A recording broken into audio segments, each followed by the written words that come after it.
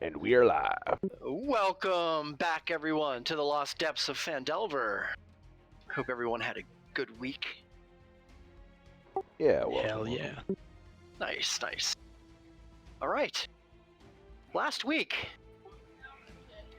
using the map that they'd found to make their way towards the road to the east, our party discovered a second cave where they could get some rest. After having some time around the campfire and disposing of spider webs that infested the cave, they told stories of their past and learned about more about Brix and his family and his boss. As they left the safety of the cave to continue on their way, they encountered a massive two-headed ogre, which, between two heads, seemed to be able to didn't seem to be able to agree on anything. There was a battle with large shadow eruptions and explosions happening all around. And our heroes found themselves for the first time actually looking into the eyes of something more dangerous than anything that they faced here so far. As they fought on and battled and ultimately slain the beast, they found themselves licking their wounds, feeling almost invigorated after the battle, and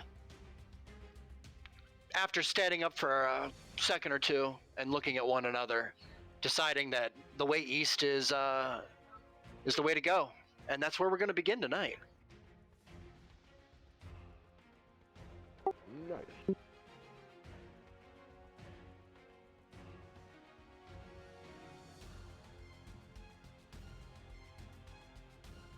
All right.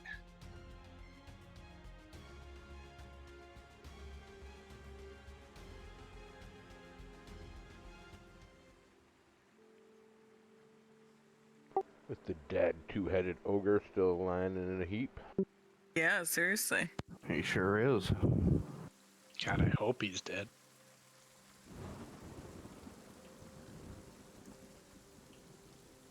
Something looking like that doesn't usually get back up. Hey, he looks pretty dead. The red So- X is a giveaway.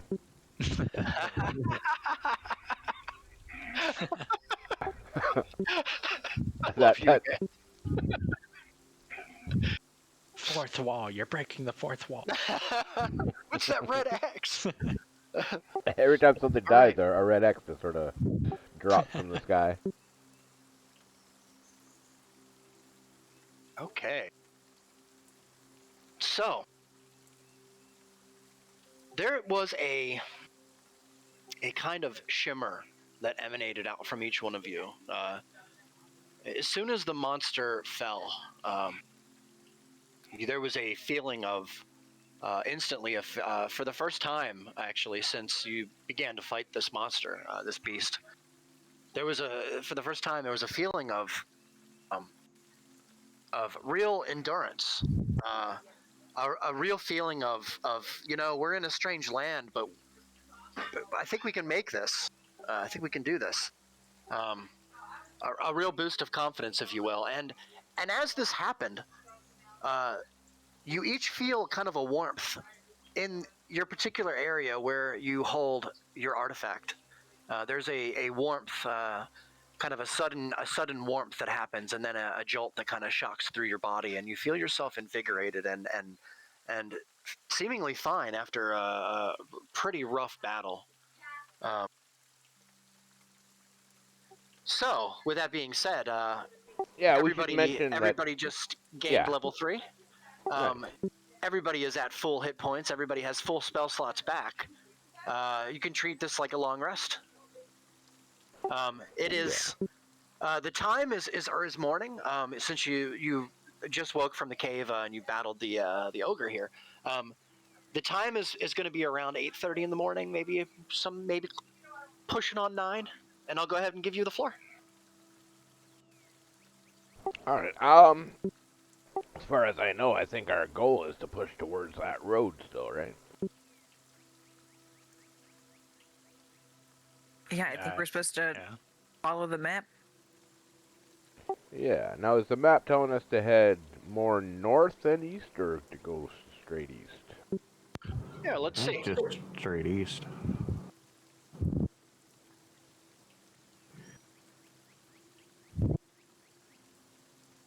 Yeah. Oh, cute. Okay, so from where we are, oh yeah, so straight east. Got it. I feel like Dora the Explorer. Yeah. On the Check map. the map. On the map. On the map. It's Yes. true. On the Best map. song ever, man. The best song ever. You ever see Brian Regan's little bit Yeah, on that? dude. It's fucking so Every good. time. It's man. hilarious. It is. I mean, he's not wrong. Yeah. It's so funny. All right. So, out through a cluster of trees to your east, you approach a brook in front of you. Um, Very small brook, maybe 2 feet wide, very calm, flowing water, um, clean water seemingly. On the other side of the brook, you can see through kind of a bush and some clearing of trees, there is a road of some sort, like a dirt road, seemingly, that seems to turn into cobblestones. As far as you can see from where you're standing, do you pass the brook? I Is it think so. bubbling? Is it bubbling? It's babbling. Pass the Oh, brook. babbling, right. Shit. Damn it. Oh, we can't just pass that up. It's clean water. It's a chance for you guys if you want to have a drink. Wipe your wounds, which are seemingly gone at this point, but there's still blood and Who such. wants to check for piranhas? Not me. I need my water wings. That's right. We got it. We got to get Griffin some water wings at some point. We can find some floaties. I think we would have to build those. Wooden floaties. I don't think wood would cut it. Anyway, All right. get this fucking boat on the road. Yeah. So you pass the brook, and you find yourselves on a road. It seems to be dirt in some areas where the cobblestone has kind of come up and peeled away. Um, on each side of the road, there is a low bank on either side. The road in this spot of the area here seems to be almost lifted. And on each side, there's kind of a bank with rocks and trees and such. And as you kind of near the nearest hill in front of you, which you can see, the road in front of you is littered with hills, kind of up and down. And the bottom of the hills, there are very large chunks of ground and area that are just full of water and mud. You can make up the bottom of the next hill, actually, the next valley, if you will, coming up. It's full of mud, and seemingly maybe about 200 feet ish in front of you through the rain. Um, uh, and somebody is actually breathing into the mic. Just wanted to throw that out. I'm on push to talk. Okay. Yeah, Just might wanted. It's okay. I just wanted to throw it out there. And I would say, I would like to know who is what your order of your lineup is here. Who's going first? Who's going second? That's a good question. Yeah, we haven't done this yet. Yeah, I feel like I would either be like in the front or all the way in the back. I could take the lead. There you go. Yeah, we can get Okay. The Yeah, red what- machine. All right, I shall bring up the rear. Yeah, we need your stabby stab skills. Okay, so we have. I'm just gonna go ahead and, for the sake of it here, just draw myself a little thing, and we're gonna put designation 1 in the front. Yes. I think we're gonna put Griffin in the front. I'll go second. Oh, all right, Griff, for and this then Briggs one. is in the back with the boat. And then Brandy, you're gonna be kind of in like near the back. I would imagine she's behind D1. Okay. I don't know. Yeah. Though. Well, You me and guys- Bricks will probably be carrying the rowboat. Oh, okay. So she's Yeah. behind me then? Okay. And where are you at, Ronan? I'd say towards the back of the boat.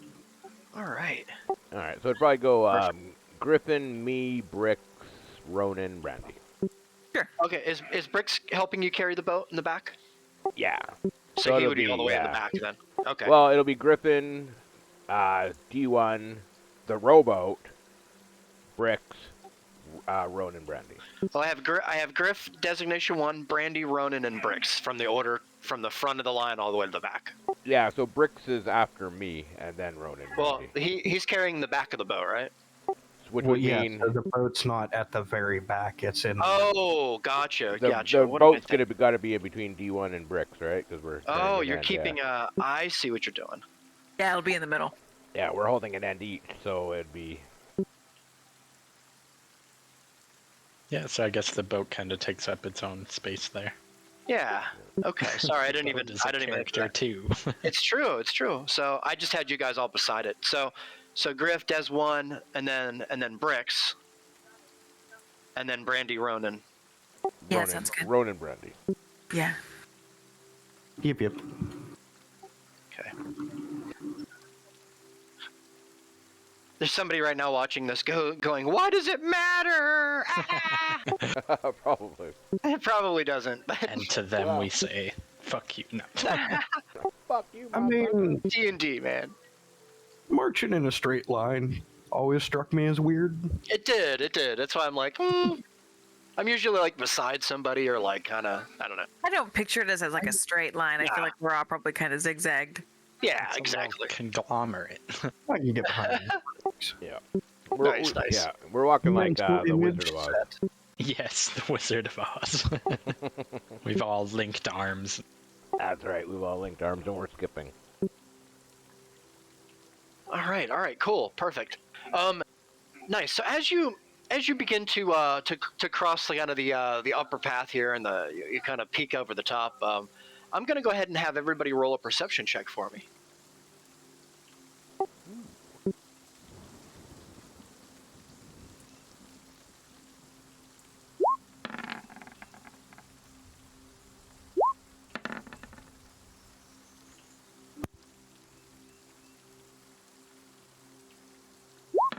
One more, yeah.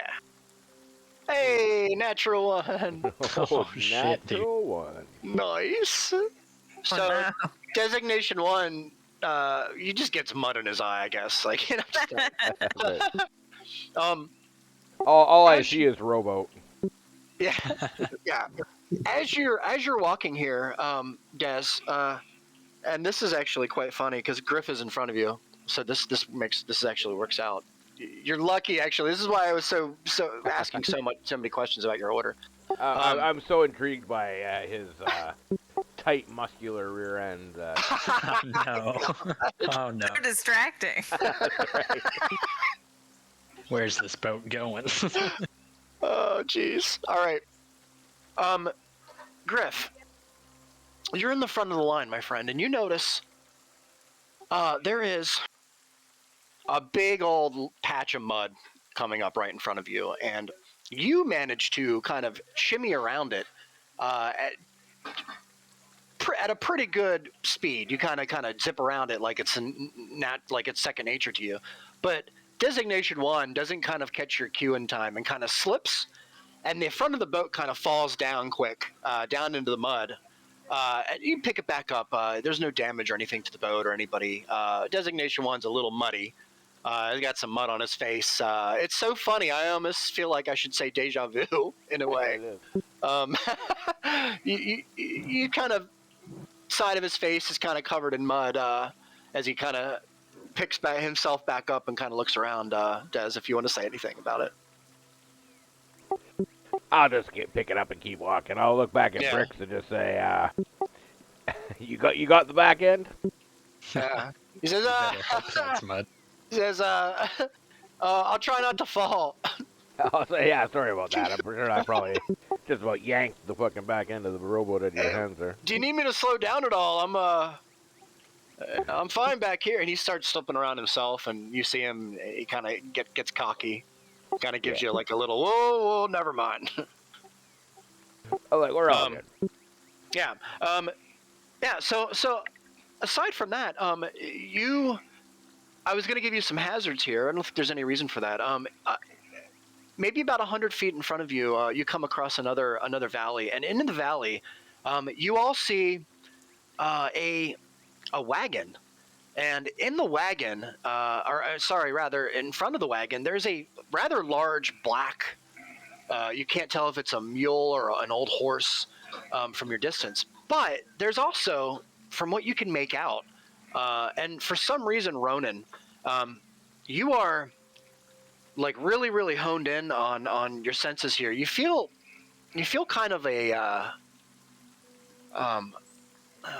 a happy, kind of a pleasant feeling, Ronan. The closer you get to this wagon and this form that you see, more than anybody else, you feel kind of like a warm presence, Ronan. Aside from that, there's a man or something, some kind of a form as you get closer, and he seems to be pushing the back of the wagon here. It seems to be maybe stuck in the mud, maybe one of the back wheels, as far as you can tell, and you're pretty far from So it. it's, Oh, we got some echo. is it stuck or is it moving? It looks like it's stuck in the mud pretty good. All right. Well, I'll point that out to everybody. Yeah. Say, well, It's pretty far. Yeah. Now, like, he's really far. Like, the only reason, Ronan, that you were able to spot it is because for some reason today you feel like your sense of sight has really is really kind of honed in. It's almost like you took some kind of it almost feels like you took some kind of narcotic that or potion maybe that is making you see better just for the second. It's quite odd. bad rations are good for us. Okay. Des, sorry, you wanted to say something. I think we'll just start walking towards them. Yeah. Yeah. All right.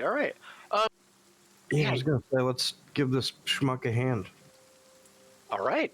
He is probably like a good 100 feet from you at this point, maybe closing in on like 50 feet. And you're trying to take your time here with the rowboat. Brandy, you notice to your right with your passive perception, all of you guys have really nice passives here. You notice that there's some berries, Brandy, off to your right. They're purple. There are purple berries in the bushes here, maybe purple, and there's some red and a couple of blue. And they look pretty familiar to you. Oh, because it's wine berries. It's really hard to see from this distance, but they could be grapes. You're just kind of passing along on the sides here. And you can see way up ahead, kind of past beyond the form in front of you, that the road starts to get rather muddy and swampy. The trees begin to change as far as the make. You start to see a lot of weeping willows and a lot of swamp ash as you start to near here. I'm going to go ahead and change the map for you.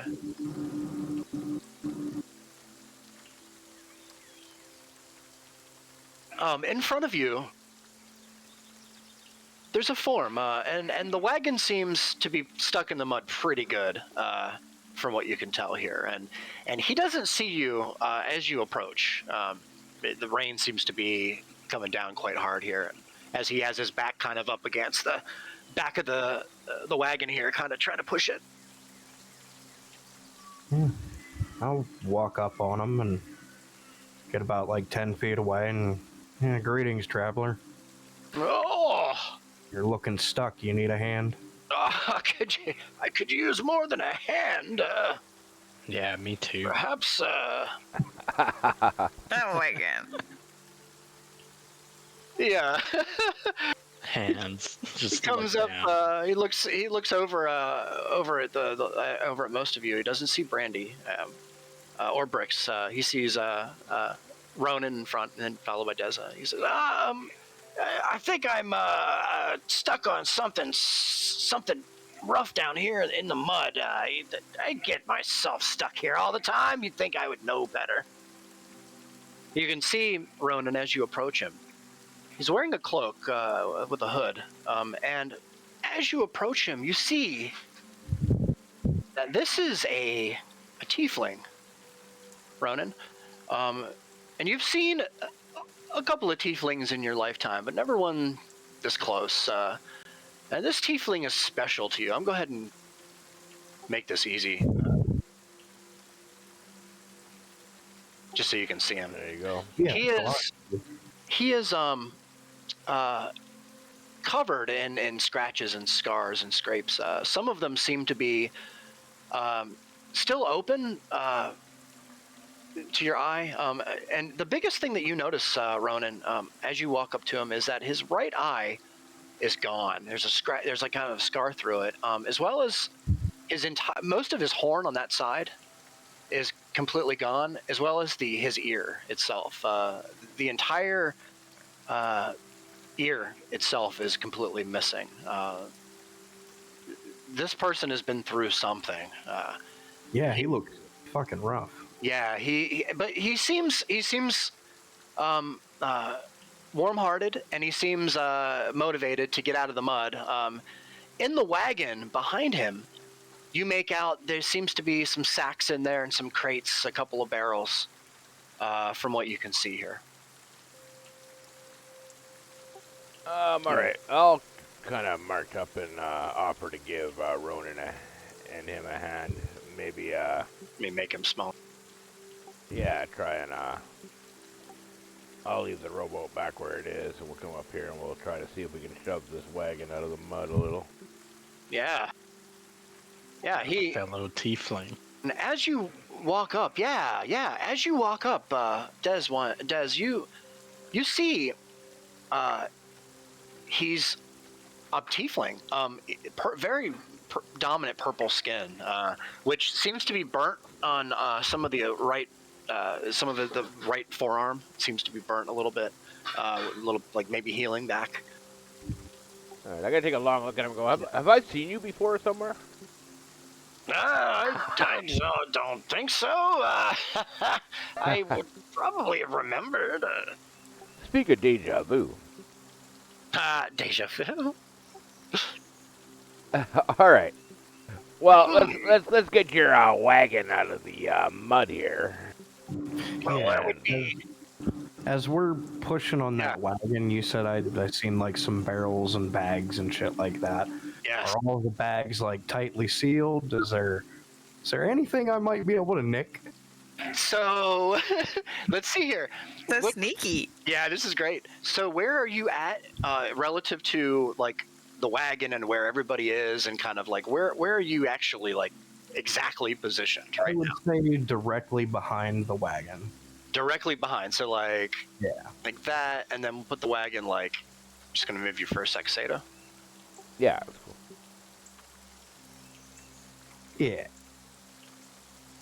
Just trying to like break line of sight with Yeah. one eye over here. I love this actually. Roll a perception check for me, Ronan, with advantage, because you have your Yeah. thing. Look at that. Oh shit. So Ronan, as soon as you, and this is so puzzling to you, but as soon as you start to walk from the western side here of the wagon over here, and you start to begin to walk down and around the back, you see, very oddly, the scene in front of you changes. Like the wagon itself, from the side and from the front, look seemingly empty. A couple of barrels in there, a crate, a couple of bags. But as soon as you line yourself up with the back of the wagon here, Ronan, kind of at eye level, you see in the wagon, it's just loaded with crates and barrels and sacks and boxes. Well, this crafty This seems to motherfucker's be- got an illusion going on, doesn't he? Yeah, this seems to be something different to you. Yeah. Huh. Crafty bastard. And as this happens, you kind of notice right away in the back of the wagon here with your 20. There is a sack actually back here, pretty opened up. There seems to be some rope in there, coiled up. A couple of pieces of metal, from what you can tell, might be a couple of like bear traps, maybe. There's a couple of boxes in the back. One of them is the lid is cracked just slightly, and it seems to be there something maybe red and some yellow in there, maybe some fruit. That's right, Seda, designation 1. That's right. That is exactly what it is. I had to put that there. Yep.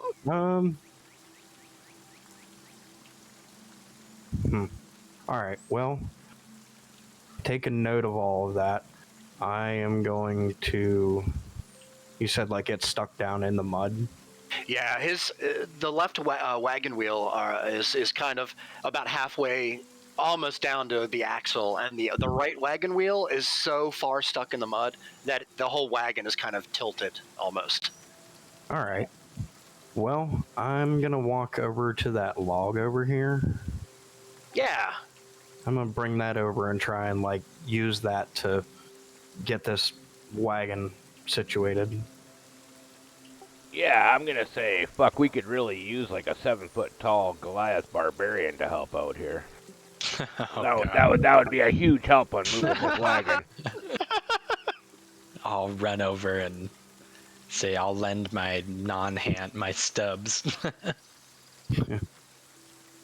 Oh, it's the mud. I'm sorry. I'm, like, messed up here. I gotta move mud for a second because I moved the branch and now the branch is gone. Give me 1 second. I'm awesome. All right. I just steal a branch from somewhere else. It doesn't matter. We'll just use the branch. That's a good idea, actually. While all that's going on, I'm just gonna kind of, like, under my breath, let designation know, hey man, this guy's fucking loaded. I've been sort of eyeballing the thing too, and I'm like, yeah, it looks like he's got some goodies on this fucking cart of his. Yeah. I think we should play nice for a minute. I think so. We'll see if we can, I don't know, maybe even sell this guy some of our stuff that we picked up. Yeah. All right. He is trying to pull this thing out, but it's not going to budge with him. He's little. I would say if you wanted to help him with the branch there, you can go ahead and do it with advantage because we're using simple machines. All right. So kind of get it underneath the axle there and maybe grab a rock and Could I use stab leverage. my swords into it? I mean, you could certainly try. Like a pack mule. Are you looking for, like, a check to get it out of here, or? Yes. So is that your plan? You're gonna kind of put it down in the axle there and kind of. So the branch seems pretty strong to you, from what you can tell. I would give you a visual here, but I've kind of lost it. Are you assisting, Des? Yes, I'll definitely be assisting. All right, and Griff, you're kind of near the front there. Do you want to try and help as well, or? Yeah, I was actually gonna look over the tiefling and say, "Daddy."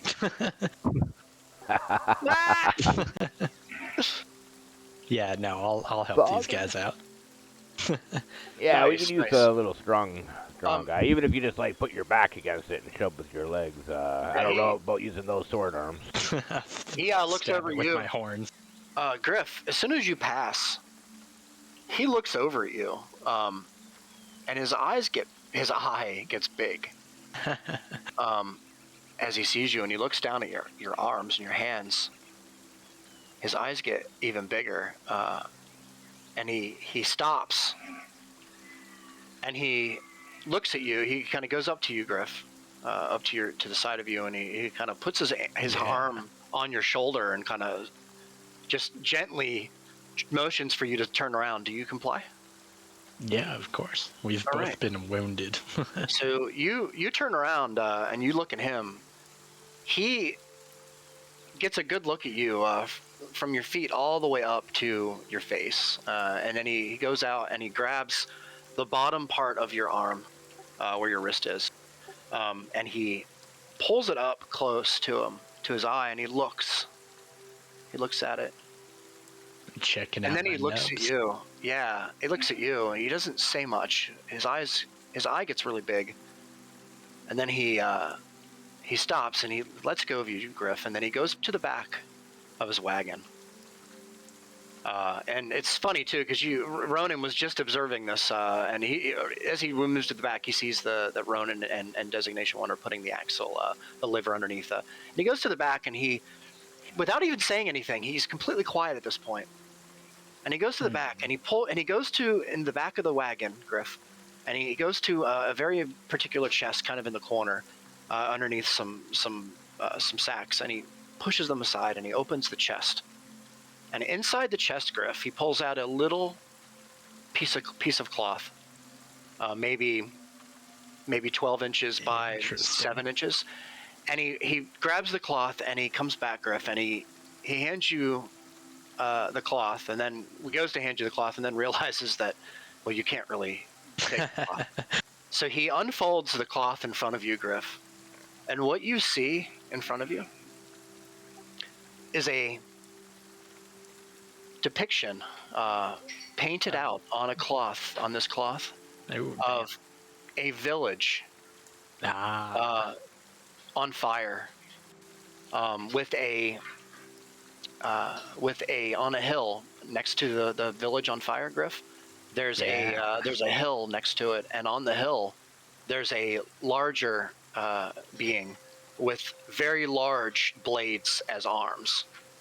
And behind the being with the blades for arms, there's a banner behind it with 3 other characters drawn out on the cloth. There seems to be a large being with a large circular something holding in his hand. There's another being with seemingly a human form, but some kind of a demon outline around him, and horns, very tall horns with a scepter and a very long pole arm. And then behind him there's a smaller being, kind of crouched down, with very large radiant blue beams of light coming off of her, and this is all depicted on this little piece of cloth as he hands it to you. Okay, this must be connected to my home village. Must be the tale or the legend of where I hail from. He looks at you all and says,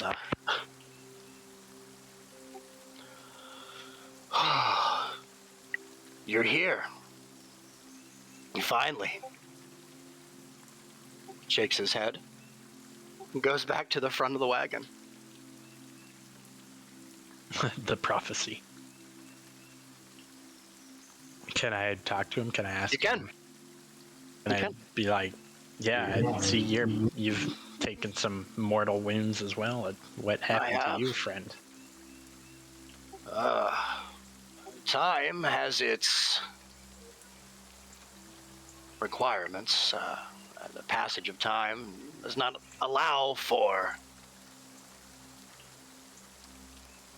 fallacies. What do you mean by time?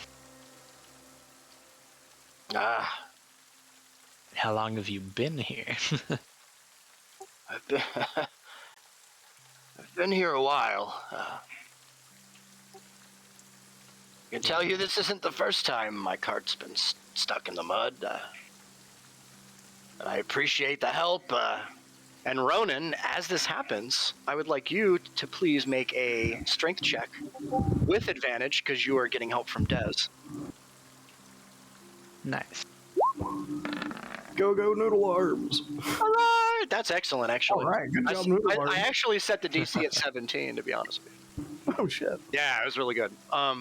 So well done. So the wagon actually pops free as the conversation's happening. And I'll go ahead and move the wagon right out of the mud here. Oh, so we just did that for nothing? You get stuck a lot? He gets stuck a lot, yeah. I mean, all right. He's hauling a lot. He's got a lot of junk in his trunk. So he realizes pretty quickly, you guys made short work of this. There wasn't much resistance for the both of you.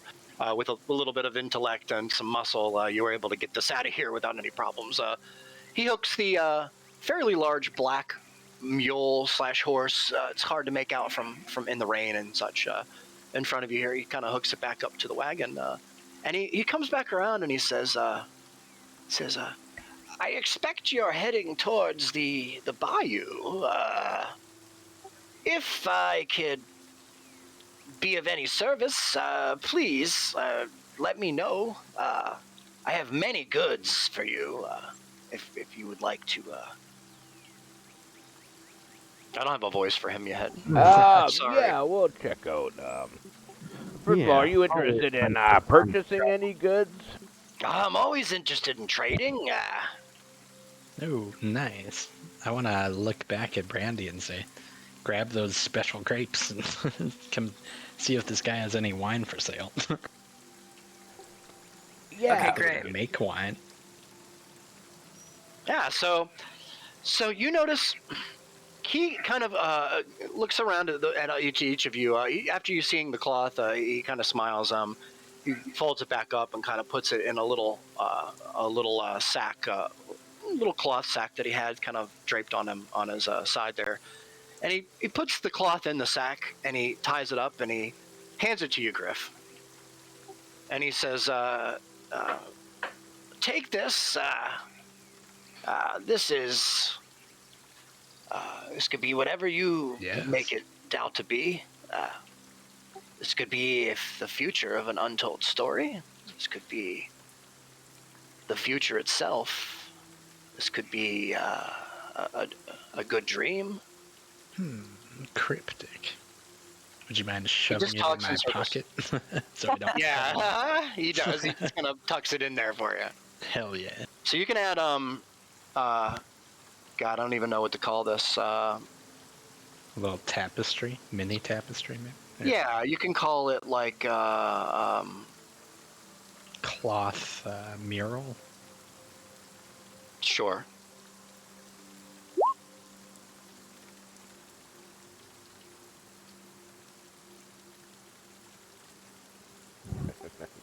Nice. It's very curious. He hands you such a thing and then kind of acts like it's just another day.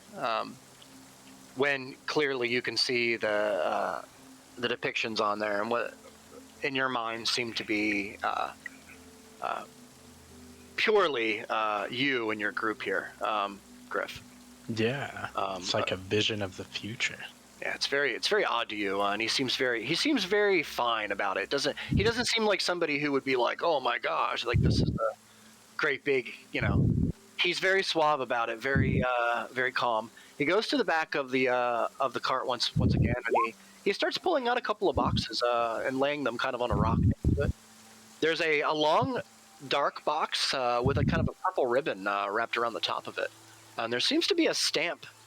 A waxed stamp over the ribbon with a crown. It seems to be a crown and with a half moon above it, and then 3 stars beside it on the wax seal here. It's a pretty long box, probably 1.5 feet long by I don't know, maybe 6 inches high. We should definitely observe that seal. He takes that out, and he takes a couple of other things out here. There's a fairly large. He looks over at you, Ronan, and he sees he says, "This might interest you." He pulls out a long, very long pole, Ronan, and everything aside from the pole seems normal to you, except for the tip. The tip of this pole, Ronan, has a very large black. Metallic kind of sharp edge on the edge of it, kind of like a tip. it's very mysterious to you. The metal, the way that it kind of shimmers in the light, it's almost more glass than metal to you. And that seems to be. He pulls that out and he says, "This is a great piece. If you would be interested." Pulls that out. Aside from a couple of other things, there's a little sack, and in the sack, he pulls out. Looks like a little thieves tools kit. There's a couple of articles of clothing in here. Some leather armor. Seems pretty modern for the most part. It's pretty dirty. It seems like it has some dried blood on the bottom parts of it. It's in the sack with the clothes and stuff. And he says, "This lot here, we could probably sell you together." There seems to be something else too. You notice, and you notice this griff kind of catches your eye. There's a bundle of red feathers, Ooh. kind of wrapped up in kind of a cloth, kind of sticking out, just at the tip. But he Just tells the you tip. he has lots of stuff. He has and he tells you if there's anything in particular that you're looking for on your journey, I probably could help you. You see, he's pulling out, and you to the side. Anybody who's standing to the side of the wagon, as he's pulling stuff out of the back, it's amazing to you because it looks like he's just reaching his hand in, and there's nothing there. But as he pulls stuff out, you can see that there's a lot more in this wagon than it actually appears. Yeah, I was like making my way back to the boat and to Brandy and Bricks.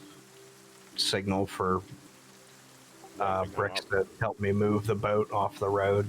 Yeah. And so, he does. Kind of move it off over here. Is that what you want? Okay. I'll tell Brandy that we found a road merchant. This he looks pretty fucking loaded. If you want to try and grab something, give me like a wink and a nod, and I'll try and help you with that. I Now- feel like I was trying to be like wink, wink, nudge, nudge without Bricks noticing what I said. Nice. Yeah, you say it to him before he actually walks up from the back. Just All right. go ahead and do that. Yeah, I'll go ahead and give you guys the floor here, and let you. Like I have so much stuff here. I have so much info, but I don't want to just throw info at you. So I'll go ahead and let you guys Yeah, well, do your thing. I think D1's gonna go up to our little friend here and see if he's interested in buying a few things. Yeah. So I'm gonna I've got, go to the back by Bricks. I'm gonna put down on in front of him.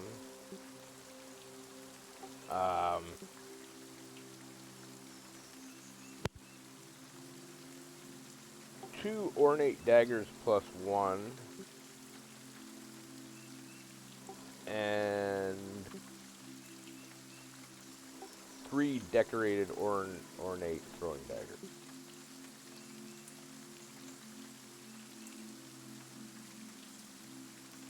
All right. So two ornate and 3 decorated. Yeah, the ornates I identified as plus 1. Thank you. And actually, I'm And- gonna put down 2 just regular daggers too. Okay. Perfect. And you lay them kind of right down in front of him. Yes, and he. Yeah. Okay, and he looks at him and his eyes kind of get wide.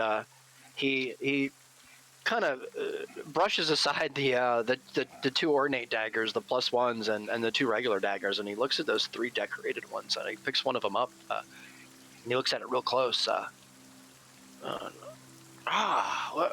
Where did you manage to find these? Oh, we just happened to stumble across them. Are you interested in trading? Some good luck. I could definitely be interested in trading, depending on what you have. I'm gonna also pull out the steering wheel from the ship. And I gotta say, I was looking to make a shield out of this, but I was just wondering if you had like a shield backing with the straps and, something that we could fasten this to make a, a cool, unique shield that would be kind of a keepsake, so to speak. Oh, a shield. Of course, it makes sense. Yeah. Yes, I think I do. I have something here. Let me. And he kind of dives in the back.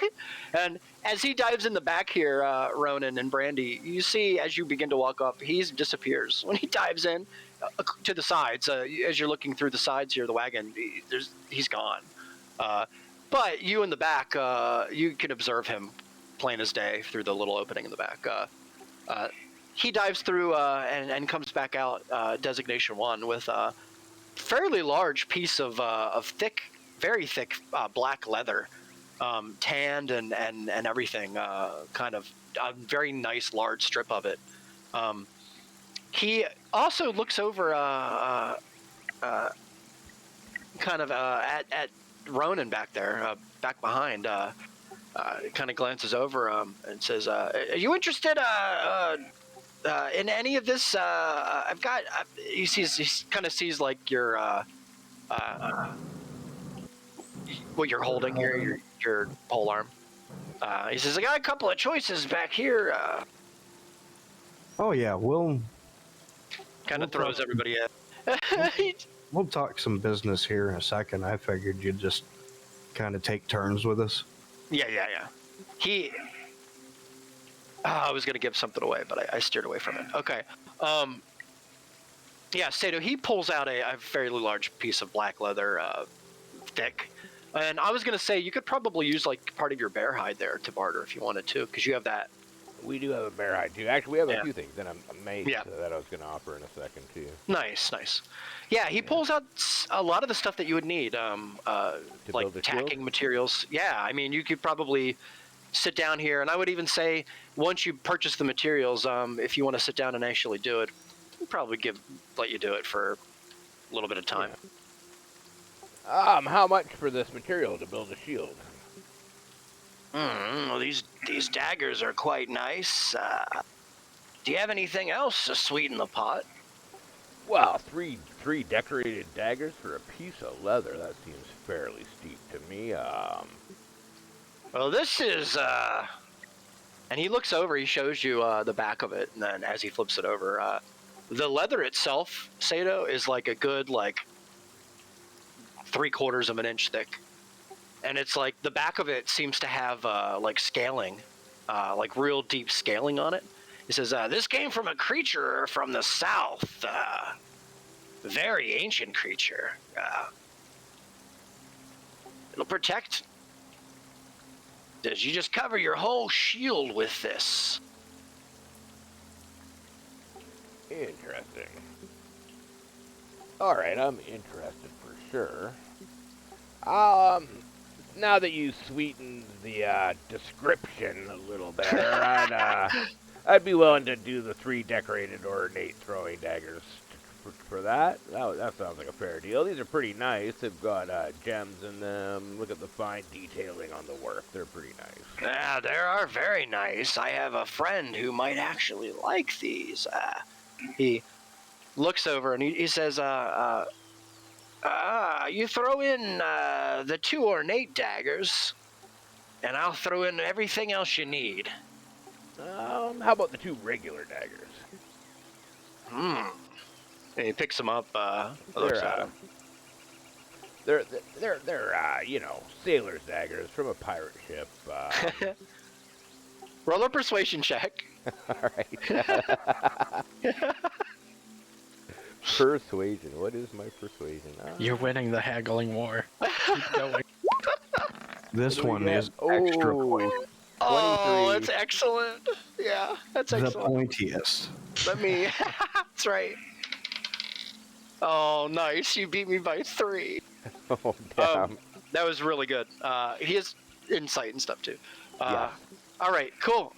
Yeah, I think that's a fantastic deal. And he goes to shake your hand for the 3 decorated and then the 2 regular daggers. Yeah, I'll definitely shake his hand and say thank you, sir. Yeah, and he kind of goes to the back and he starts pulling on the leather. on this big piece of leather, say to our designation 1, it's Yeah. maybe like it's a very large piece of leather, and he hands it to you. It's pretty heavy, along with the sack that has some tacks in there, a little tack hammer to kind of stretch the leather around and tack it in. There's a piece of board in there and some padding for the back for the shield for you to hold on to. It's a strap and stuff. Nice. All right, I gotta ask him if he has any armor on that card of any kind. Oh, what are you looking for exactly? Oh, plate mail would be nice, but whatever you have. Plate mail. You might want to go to the bayou for that. Yeah, we could look And into talk that. to Helson, and he'll hook you up probably real nicely with a nice piece of armor. And it's just how it's spelled, Helson. Nice. All right. Well, I'll give somebody else a chance. Actually, I'm gonna ask him like, what kind of cool shit do you got on that thing? It looks like you got some crates and stuff. Do you have anything like that might be of interest? Anything outstanding? Anything like, you know? Well, show us the Anything cool we shit. might be interested in as a group. I do, and I'll go ahead and link it for you too. Let me do this. I'll try and be quick here. Where is it? Perfect.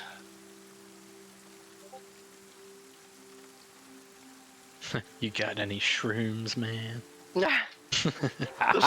So, We're gonna be asking for drugs for sure. he actually, are you being serious? Because he has Yeah. like a little sack Yes. of mushrooms in the back here. I actually, God. I have that written on my list. You'd fuck? laugh. Yeah. I, I do have a little sack of mushrooms here, but they are 200 gold pieces for the sack. Now, when you say magic mushrooms, do you mean magic as in you're going somewhere, or? Well, these are used usually in a kind of healing potion, usually. But Oh. if they're dried properly and put in kind of a pouch for later, and preserved properly, you can use them. You eat them like a snack. They're basically like little healing mushrooms. You just Huh. Interesting. that could be something to think about. there's a little sack there. It's so funny that you even said that, Griff. He pulls out. There's a little barrel there. He pops it open. There's like a bunch of arrows in there. He pops another one open. There's like some bolts. He shows us this black box with this purple ribbon and a wax seal around it. You can make out the crown with the half moon and 3 stars kind of indented in there. He says it's I can't take anything less than about 800 gold for this itself.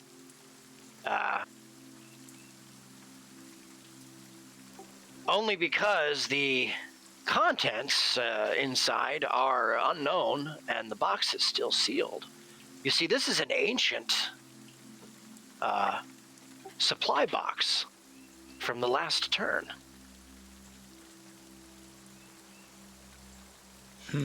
He has that. He also says, I also have a few little things that I can do to help you if you require them. I can cure your wounds, make you feel a little better. I can also identify something that you might need to know the origin of.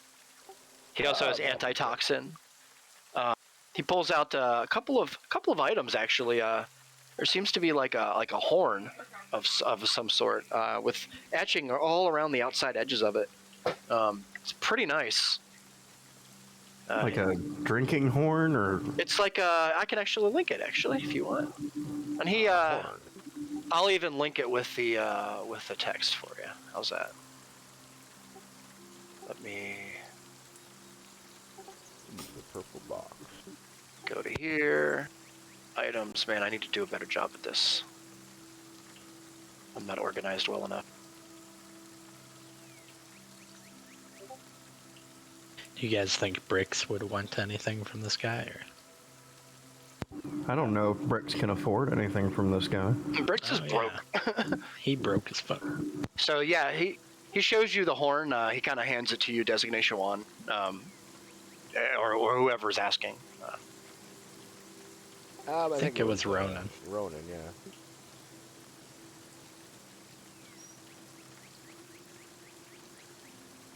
Gotta walk back up upon you guys.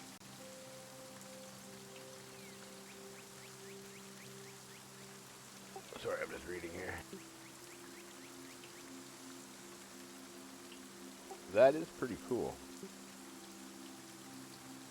Other than you or another creature with this feature.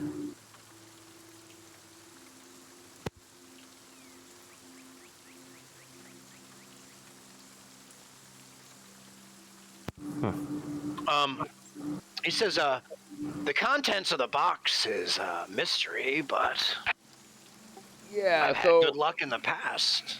I'm gonna just give a little heads up to everybody that I can what that horn does, guys. I can kind of already do for you. Just so you guys know, I've already kind of got a very similar little trick that I can do. That's great to know. Yeah, maybe we don't Yeah. need to spend our coin on fancy trinkets. Ah, it's pretty though, isn't it? It's beautiful. It is. I want to be Frankie so bad right now, but I can't. Is that the horn that he lost? Oh, Loki. Ignore the roll, but Yeah, got it. That'd be hilarious. yeah, Oh, that's- we might skip on the horn. What else do you got? That box. What's in the box?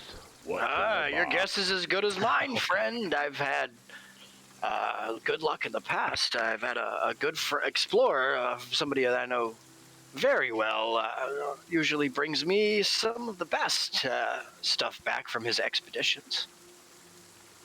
Like, this whole time, I just been pulling shit out of my bag, throwing it in front of me.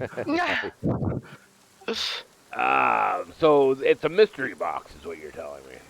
Yes, it's a mystery box. This particular one was found in a cave, not too far from here, to a little bit to the southwest, near the shore. It was rumored that this was the cargo of an ancient merchant ship that was bringing supplies to the king's army during the last turn, and the ship was ambushed and the supplies were ransacked, and whatever supplies were unplundered were, I guess, taken to this cave and hidden for many years until my friend stumbled across them. Now, in the history of you seem like someone that's got experience trading, buying, selling. Has anybody ever been able to resist the mystery box? Very few people. The last group of adventurers that I sold one to seemed very happy when they left. I don't know what was in the box. Assuming something good. I hope. They haven't come looking for me, so. Now, how much do you want for this mystery box? It's 800 gold. The 800 contents gold. inside could be worth much more.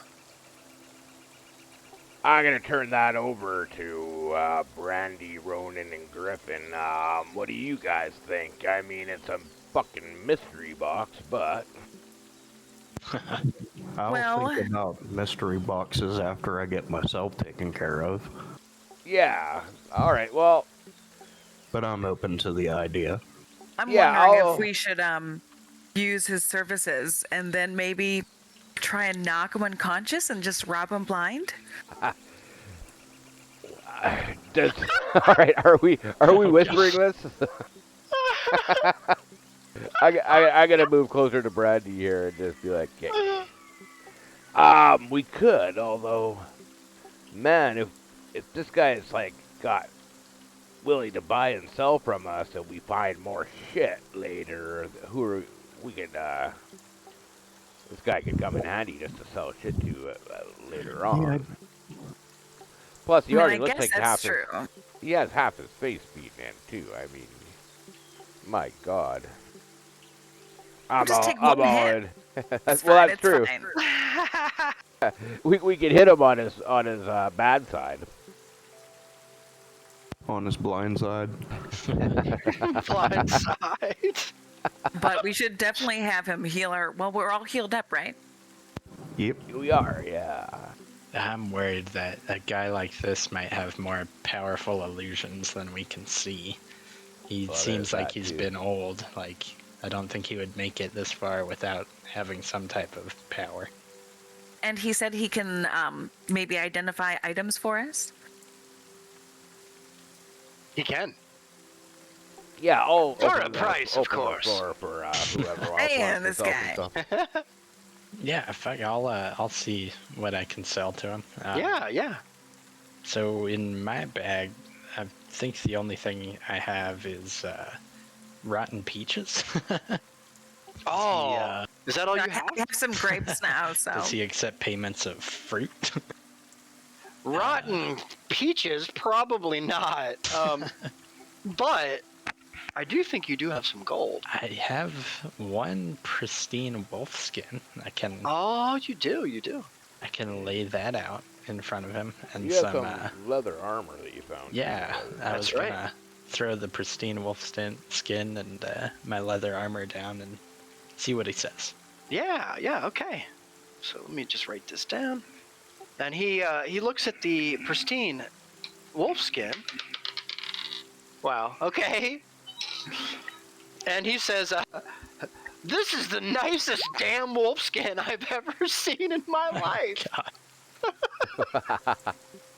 It was a nice skinned wolf. by me. It was a good roll for you. Or a bad roll for me. Hell yeah. He Winning the gambling war. Yeah, pretty good. He looks at it, and I remember actually when you did this, and you made it look like it was child's play, right? You Hell did it yeah. perfectly. He looks Laser at it. cut. There isn't like a single drop of blood on it anywhere. It's like perfectly cut. Like, we'll even say for the sake of it, even though it takes a lot longer of a process to cure it and all that. Like, it's nice. It's a good shape. I'm Edward Skinner hands. God damn it. Oh Oh God. my god. I had to. That's great, actually. He looks at it. Yeah. How much are you trying to get for this? Wolf skin this big and this nice. I'd probably say 80 to 100 gold. 80 to 100 gold. That, he kind of leans in close to you, and he says, how about I give you 150 gold for both pieces? Yeah, I will shake my nub on his. with He his kind of winks at fucking you, hand gives you a little wink. And also, when you sell these things to him, Griff, he hands you a little glass, like it's hard to see what it's made out of, but it's a little clear shard, Griff. It's a little, and he just kind of palms it to you. You don't even see where he had it, but he palms it to you almost. It's a little clear shard. Liquid LSD. It's like a little stone. It seems to be a piece of something bigger. And as he does this, Griff, as he hands it to you, you feel like a warmth kind of go through you, and he just gives you like a half smile as he looks at you and then Nice. turns away. I knew he was a drug dealer, guys. Yeah. Just while Griff is doing his deals, I'm gonna sit down and I'm gonna start trying to fashion my shield, and at the same time, I'm gonna Sure. cast take the 11 minutes for identify on this leather too. Yeah. On what? On the leather. On the leather, great. yeah. All right. So you're going to identify the leather. Great thinking. Yeah. All right. And What should I call that crystal that he gave me? Just a clear crystal. so if you want to just write down piece of broken shard. Okay, gotcha, man. Cool. And I know it sounds redundant, but you'll see. That'll be cool. It's cool. important, so. Nice. And he hands you that the 150 gold griff for the pieces. He puts the pieces back in the back of his cart, kind of in a chest. Throws them in there. Closes the lid of the chest. And Sato, our designation one, you begin to identify. Did you kind of get down, kind of next to the cart, next to the tree here? Yeah, like out I'm of the sort of rain. sitting down under the shade of the tree and just casting Identify on the leather. Yeah, as a Perfect. ritual. Yeah, got you. Awesome. And as you're doing this, I'm gonna go ahead and open the floor to Brandy and Ronan before we circle back around, just because I have some other stuff here. Brandy, Yes. is there anything that you would like to do with the vendor? Well, besides knocking him out, That's great. moved on from that. That's fine.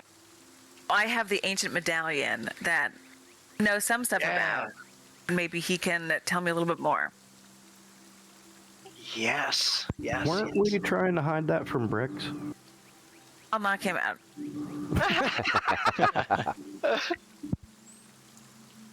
So Briggs is kind of like, Maybe Bricks is by the boat still. Or did he come over? He's kind of like under the tree, kind of leaning up against a tree for the time being. He's doing his best to kind of give you guys your space. He's no blind. For the moment. Alrighty. Make it work. Yeah. So do you want to hand him the medallion? Yeah. Let's see what he can tell me about it. The whole world blows up. I'm just kidding. Yeah. Damn it. So as soon as you start to hand him the medallion, you hear a hum, a very low hum start to form. And it seems to be coming from somewhere in the cart. And he recognizes that this is happening. And then it goes over, like gets closer to you, and you like reach out to hand him the medallion. And then he takes it from you. And he looks at it, and he looks back up at you, and then he kind of like looks into the back of his cart, and he hears the humming, and he kind of hands the medallion back to you and goes into the cart. And from the cart, he pulls out a little white gem, and the gem seems to be vibrating in his hand. All right. What is up with that gem? And it is opaque, as well as you can tell. It's like a little oval, opaque white gem, and it's shaped in a weird way on the underneath. There's kind of like a square cutout underneath, kind of like where the gem might fit into something and in some kind of a weird setting. But it's kind of carved out of the back of the gem. Does it fit with the medallion at all? You see, there is a spot right in the medallion. There is a little spot for that, a little square notch that looks like it might fit. All right. So. Oh shit. Are you gonna put it in the medallion? Yeah. Let's go. All right. There Hold is on to your nut. Now the world blows. Yeah. Bye. Let me do this. I hate it. I think we got some more gems to go before that happens, but you know.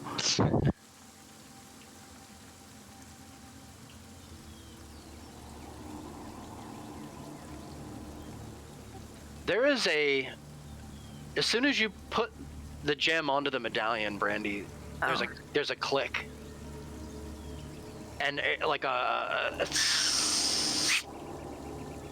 and you see an outside ring of the medallion start to slowly turn like a band, and then it stops.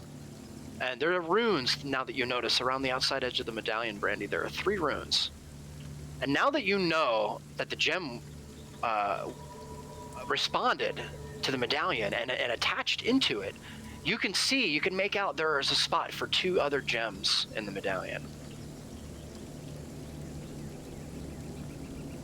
That's probably And all that, I'm just gonna look at our vendor buddy here and be like, we're not giving that back. He looked over at you. What is this? Exactly. I've never seen anything like this. I assume it's from one of the islands. Yeah, This we is a just robbery. found it. Had no idea that was going to happen to it. Yeah, what is this? Do you have any idea of what this medallion might be? As rumored.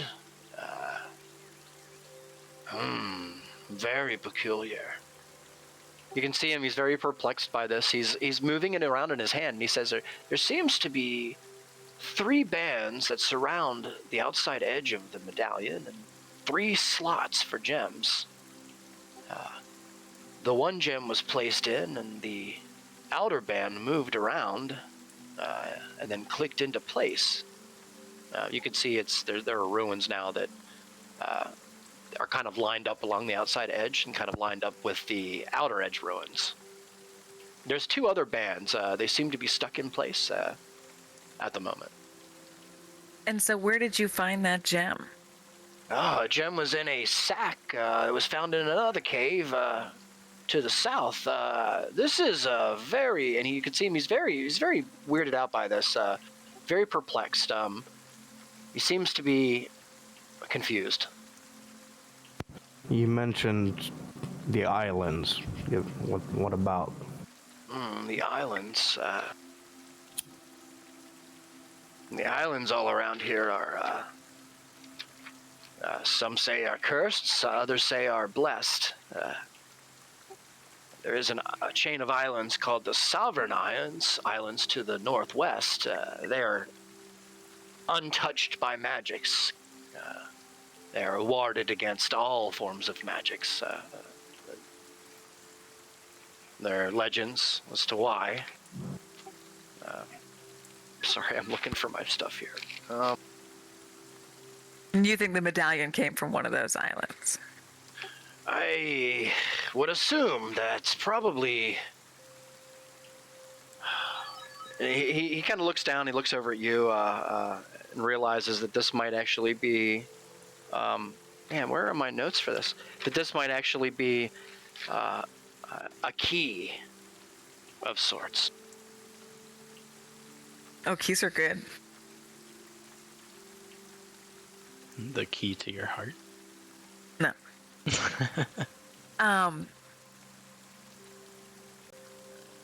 We don't know what kind of key. All right, so where are my good notes? Oh, right here in front of me. Haha. He's old. He's got to jog his memory. I do. It's true. I'm like, Wait a minute. oh, here we go. I was like, wait a minute. All right. He stands up kind of tall and he says, I dare to even speak the name. The Isle of Zenhalis. To the southwest. The islands they lead to the tomb of Zenhalis. This might belong to the tomb of Zenhalis.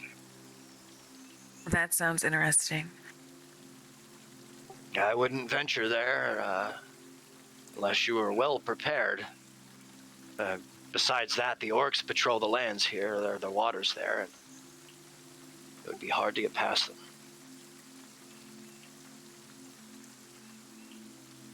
I'm liking these orcs less and less every time I hear about them. They're everywhere. They're a nuisance. They sound it. They are no good to the land. They're supposed to be good to the land. The pact ensured that they would be good to the land. What pact? The pact. The pact of the Azradras.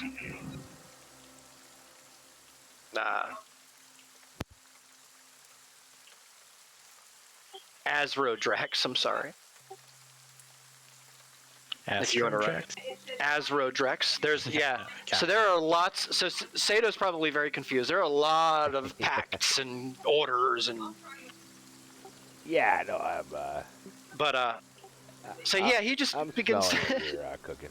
Yeah, he begins to tell you a story, kind of a short story about a couple of orc clans in the southern areas, the southern territories, that were supposed to kind of stay in their lands as an agreement and not pillage. As an agreement, they would be left alone, basically, to to their own affairs.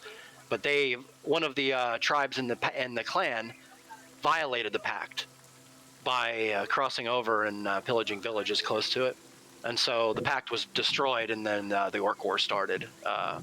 He tells you about this. The Orc War has been going on for probably 30 years now, since the pact was broken. So it's just the orcs against the surrounding area? Yeah, the orcs are doing everything that they can to take back all of the land here. There are ancient, and he tells you there are ancient relics and artifacts scattered throughout this land that would give the orcs absolute power. Nothing would be able to attest them or contest them. Rather. They would stand uncontested, and so there are those who would fight them, including your boss, as he kind of looks over in the trees and sees Brick standing there. Oh, you know that little fucker. And you know the boss. We've had our run-ins once or twice. He looks over Bricks. How are you doing over there? He kind of gives him a nod. Yeah, I do know the boss, you could say. Don't cross him. Is that where you're heading? I mean, that was the plan, I think. Yeah. Don't cross him. Could be a good ally. Play your cards, right? Well, not to get too personal with you, but if you were to describe the boss with does he have like a sense of morality? Is he on the up and up, or is he like a shady underworld kind of guy? The boss. Yeah. The boss cares about the boss and the boss's concerns. Yeah, he has little regard for the law of the land, or possessions or properties. The boss believes that what is his is his. He recently had a run-in, and I could be killed for telling you this. I imagine our friend over there by the tree will keep his mouth shut, considering he's already in hot water, from what I've heard. Mm-hmm. The boss will do what he needs to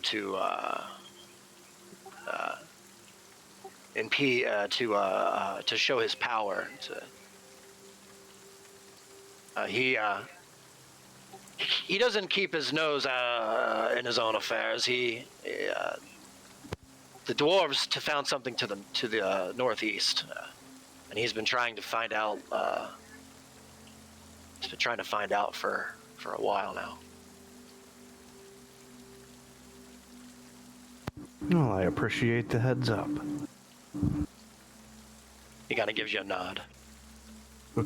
It's nothing that everybody doesn't know already. Word gets around in this area pretty quickly. You'll find out soon enough once you reach the bayou. Which, by the way, you just keep heading down south here on the high road, and you'll run smack dab right in the middle of it.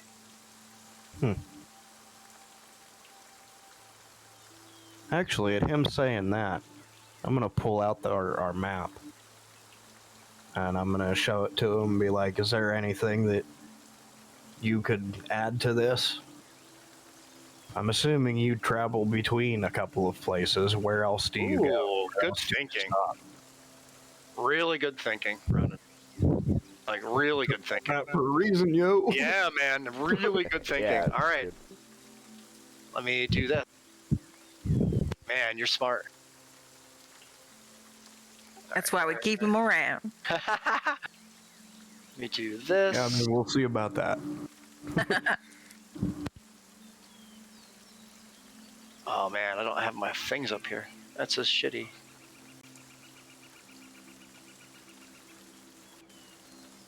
While you're doing that, I'm gonna link the list of shit that I'm trying to sell to this dude. Yeah, for sure, for sure. Okay, I don't have the map tokens right now loaded on Roll20, but I will do that for next week. In the meantime, what we'll do is I'll give you a circle in blue of objects of interest. Just draw it freehand.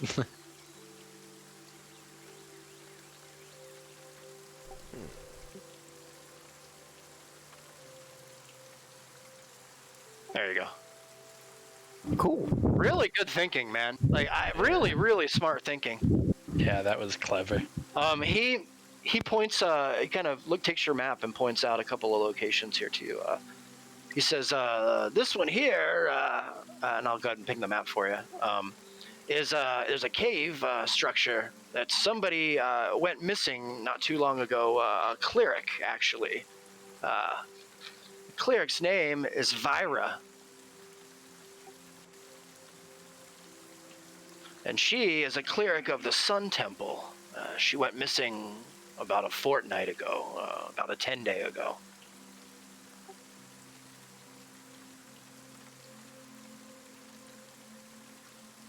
I'm assuming I'm still looking like for- under the tree through all this, so. All right, cool, nice. The cleric's name is Vyra. Vyra, yeah. All right. I can even put the here. Let me just make it do this. Well, I'm just taking notes.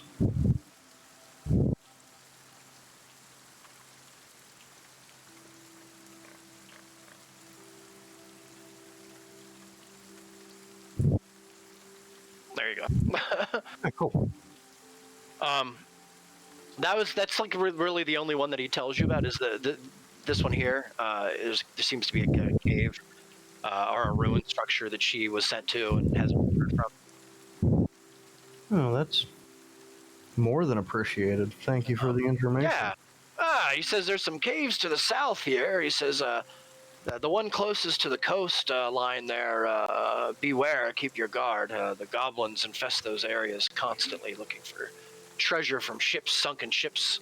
I almost feel like they might even have a pact with the orcs because of the numbers in which they come out to pillage. And he kind of goes on a little rant. He kind of just starts blabbering. But yeah, so there you go. There's the caves. And I'll go ahead and switch it back. Okay, so now we got to decide where we actually want to go next. It's true. Yeah, It's we- true. And you have all your stuff to sell. Whoever wants to sell. Oh, yes. Is there or So do this. I guess if Brandy's still in front of me while I'm identifying, I might just ask her. Yeah, ask him about the town and if we should head to the town first. Yeah, because I think it would be a good idea to sell some stuff and then stock up. Yeah, you It should might definitely be. head to the bayou first. Talk to the dockmaster there about your boat. I was gonna say I don't know if we want to carry this damn thing around with us like the whole time. I don't. It'd be nice to have a dock would be fucking Yeah. great. Yeah. Your boat needs wheels. You know what? We need to work on that. Yeah, it'd be great for downhills. We could all jump in and Bobsled. Boat. Yeah. bobsled. Yeah. Just talk to Hedrick. Hedrick is the dockmaster there. And he Hedrick. will, Hedrick, yeah. And just tell him LaFon sent you, and he'll take good care of you. Which is this guy's name, by the way. LaFon. How do you spell that? His name is LaFon. Lephon. He is our one-eyed, one-horned, purple tiefling vendor.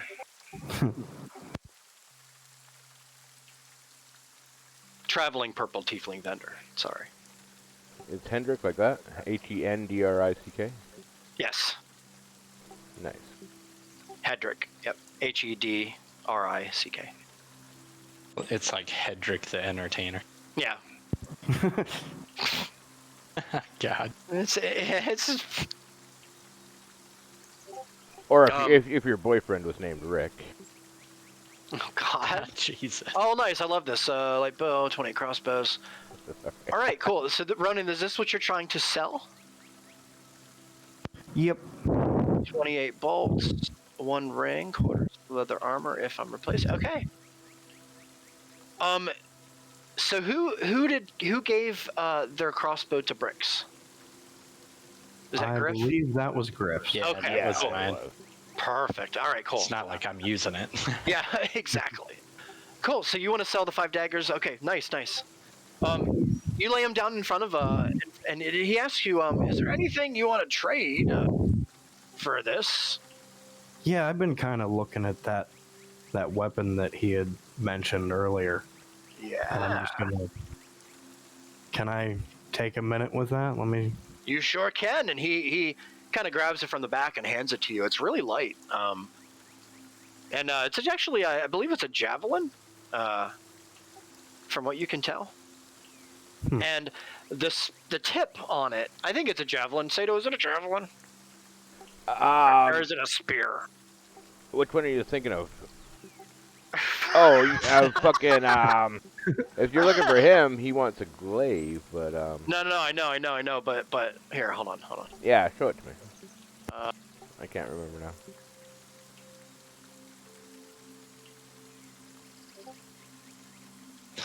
Roll a perception check.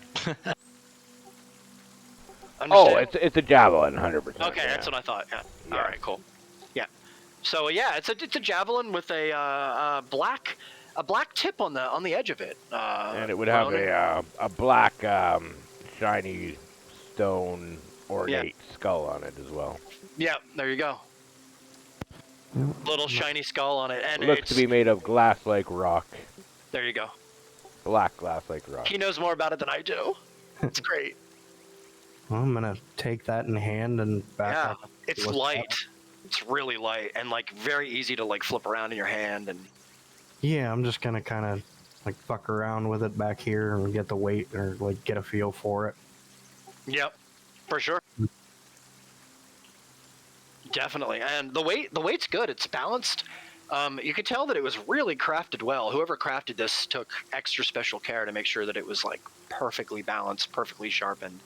And from what you can tell, this thing looks like, even though it looks like it's been, it's fairly modern construction, this thing feels like it's been around for a really, really long time. Like in a very odd kind of way. It almost feels like even though something like this would be manufactured maybe sometime around this time, this particular piece feels different.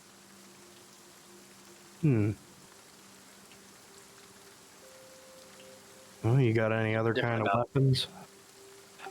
It says I have a couple of axes. I have some swords. I have a quarterstaff in here. I believe I have a bow somewhere. He kind of just goes on and on. He has lots of stuff, but for the sake of just saving everybody time, like he has a magic ring for sale that would probably be of interest to you, but not really anything else right now. Okay. I can link that if you'd like, but it's just unidentified. Could I ask him about those feathers earlier that I saw? You absolutely can. What would you like to know? Do you want to take a look at them? Yeah, I seem pretty interested in those. Yeah. So he grabs a little sack cloth, kind of bundle of cloth, and brings it out and unfolds it in front of you, Griff. Nice. And inside there are like 8 fairly large. I mean, probably as long as your blade arm. Yeah. Red feathers. And he looks closely and says, let me show you something interesting. He takes one of the feathers, Griff, and he holds it up to where the sun would be, up in the sky. And as soon as like a little bit of sun ray coming through the clouds in the rain shines through and hits the feather, you can see the back end of the feather completely disappears. And then as soon as he takes it from somebody's breathing in the mic really hard. As soon as he takes the feather from the sun, it's red again. It's back to its original red feather form. Damn. Okay. So it's kind of like a illusionary feather. This is from an ancient creature that does not exist anymore, I'm told. How much for for the bag of those feathers there? Probably about 300 gold pieces, because of the state of them and how old they are. Well, I mean, we did just help you out of the mud here. Could I That's true. get That's a true. discount for the help? A discount, sure. A discount sounds fair. What would you? How about you make an offer? Let's start there. Well, we didn't really help you too far, so maybe just 50 gold off. 50 gold off. Make a persuasion check, Griff. Hell yeah. I want to assist, but I can't think of anything to say. Oh, I'll give him click your or actually, am I still identifying? I guess I can't. Well, I'm still identifying. Yeah, I would say. Yeah. I know what you're gonna say, though. Talking. Yeah. Oh, 50.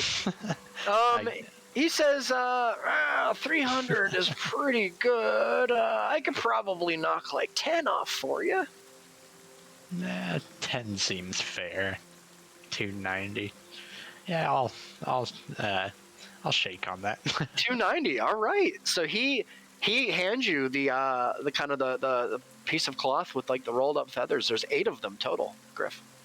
Okay. So if you want to write 8 long red ancient feather, I guess.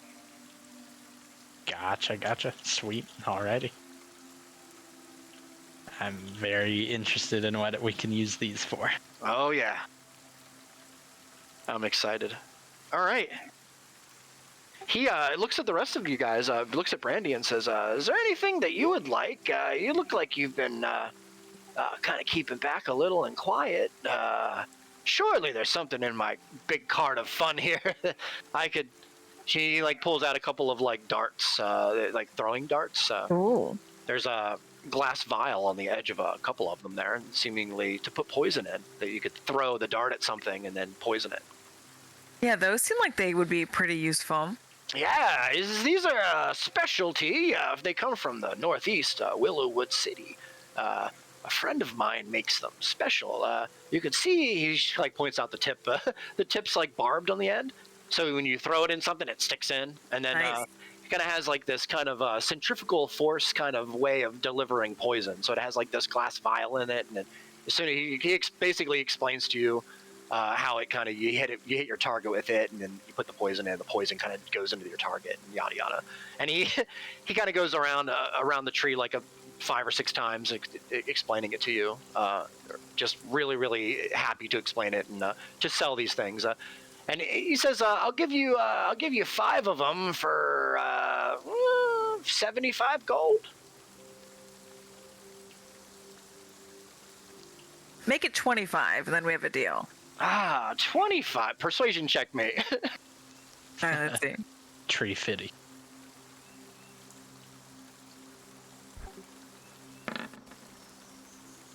Oh, natural 1. He says, come to think of it, I think maybe 75 might be kind of nice. Maybe 100 gold for 5 of them. All right, I mean that's fair. Are you going to buy them? I'm gonna buy them. All right. He looks over and says, unfortunately, I don't have any poison at the moment. You can find that in the bayou, though, I'm pretty sure. Kind of gets down and whispers. There are people there who can help you with that sort of thing. All right, good to know. Nice. So, Brandy, add 5 poison vial darts to your inventory. And you can actually count them as a throwing dart as far as the damage they deal.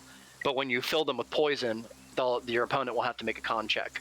Oh, nice. And the con check will be even higher because you'll be administering the poison through like injection and not like on them. So their DC will be much higher than a traditional con check for poison. And then whatever your poison is will, affect them. So they're really good. Awesome. Yeah. So, let me see. I just want to make sure we go around the table here. Ronan, is there anything else that you wanted to buy? Or trade or anything like that? Just that list of shit. And is the weapon a javelin or a spear? Or It's a whatever? javelin. Yeah, it's a javelin. Like a throwing javelin? Yeah, and you can see, like I said, the kind of the glassy black edge of it, and as you get closer, uh, you can ask him questions if you'd like, or anything at all. I don't want to just give you stuff. Like I feel like I'm just ripping you off if I just give you stuff. Well, I feel like a javelin would be useful, but not like ideal. Well, what do you want for it? All of the shit in trade. With all of the trade. He looks at your daggers, smiles a bit about takes the daggers and looks at them. Nice shape, 28 bolts. A couple of things.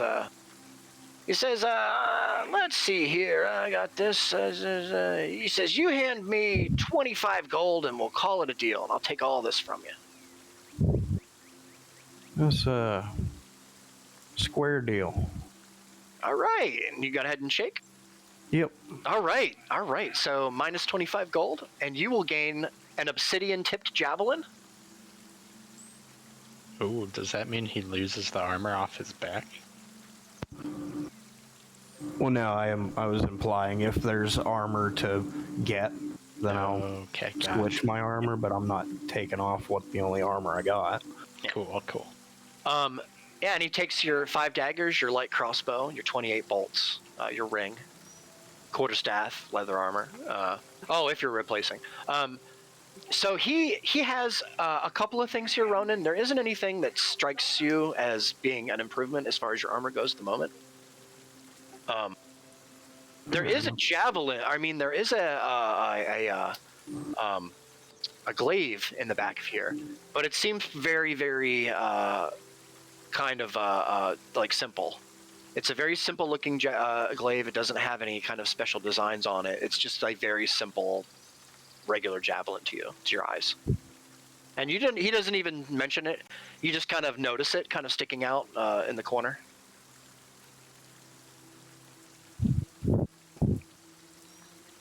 What was the javelin called? Obsidian tipped.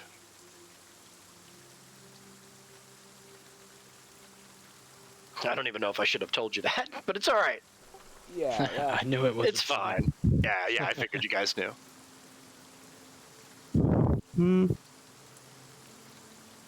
Minecraft.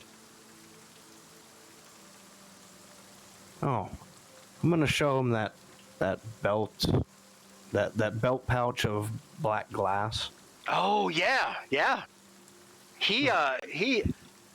You kind of open the pouch, and he looks in and kind of takes his hand and like puts it through it like sand, and you can see, and he wipes his hand back into it, and he says, if you can find a forge hot enough, this right here is obsidian dust. Oh, all right. It's a whole pouch of it. I'll hang on to that then. And funny enough, it's like it's almost impossible to you in your mind, because in your mind you know that obsidian is really hard stuff, and the fact that you have a bag full of dust and obsidian in dust form is very striking to you. It would be really hard to do something like that. Yeah, I'm kind of taken back that there's obsidian on this weapon. Yeah. Doesn't that? Yeah. It's disturbing. All right. Yeah, I'm good to go. That's all I need. Could I turn my head to the group and ask him? Didn't we get like a large bear fur at some point? Yeah. DM, how far along am I in my Close. Identify? Yeah. Okay. So it's 11 minutes. Yeah. Yep. Oh, 11 minutes. Okay. I was thinking it was like an hour. Oh no. Yeah. I don't know why minutes, I keep thinking it's an hour. So yeah, we'll Griff, you're asking for the bear pelt? Yeah. I was just gonna remind us that we could maybe sell that if we don't have any use for it. Yeah, I'm gonna sort of yell up from where I'm sitting down if I can hear him. How far? He's like 10 feet away from me. Yeah. I'm shouting as loud as I can. Yeah. I'll just say, make a deal. What's in the box, man? What's in that box? Bear fucking fur, fucking bear mystery boxes, man. I'm a sucker for the mystery boxes. fur. We'll take the box. Yeah, 800 yeah. gold, and then the box is yours. It's usually good, from what I understand. How much of that gold would you knock off if we threw in this large bear fur? Oh, look at this. He looks at it. It's like this massive bear pelt. Takes like a couple of you to kind of carry it out. Mammoth. Oh, at least 200 gold? 200 gold for this? You gotta give us more than that. That's Make a persuasion check. Highway robbery. Yeah. Ancient highway robbery.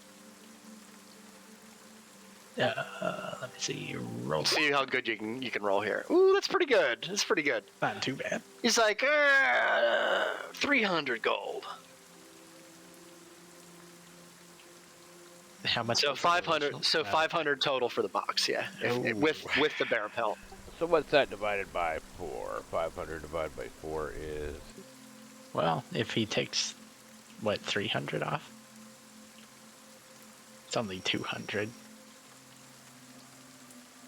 I guess I could spring for that. Well, it'd be 5, because 8 minus 3 is 5. No, I thought it was, okay, I thought it was 5 original. My bad. Brix was like, I would love to help, but I don't have any gold.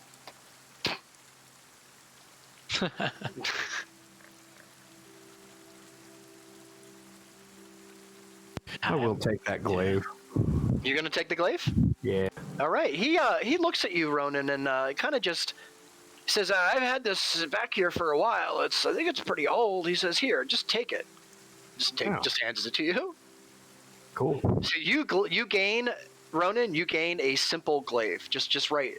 So it's going to be the same damage as a glaive, but for the sake of RP and story and fun stuff, just write simple glaive on your Yeah. list.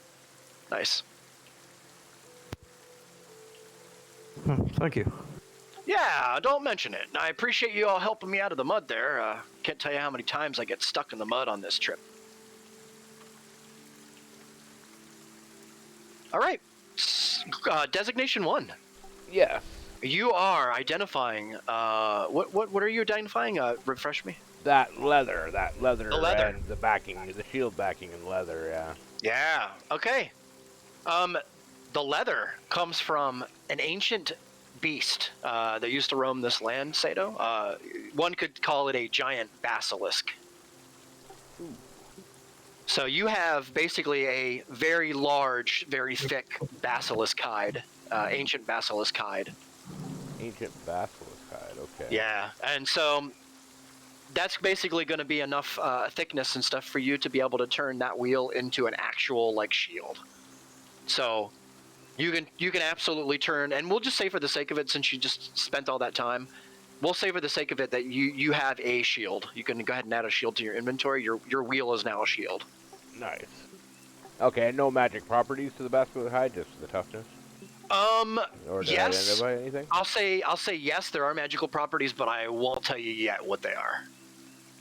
Okay. Which is kind of a cop out. I'm sorry, but only for the sake of you're too smart for me, and the magic that's involved is something that you can't identify.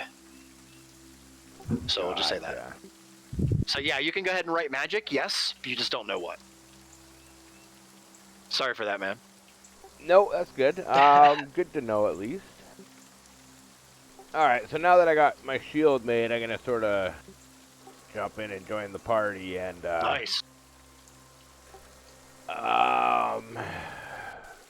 Basically just ask everybody, so, what did everybody bought here? How are we looking on gold overall for the party? Yeah, I still have some coin to spend if you want to see what's in the box. Well, what did we all have? I think I had like 400 gold. I have just shy of 400. I'm sitting at 294 myself. And I'm at like 330 now. Oh, you had mentioned a ring. Oh yeah, ring too. Oh, I did. Here, let me link the. One ring to rule them all. One One ring. That always reminds me of Clerks 2 more than Lord of the Rings. Yes. Even the fucking trees walked in that movie. I love that part.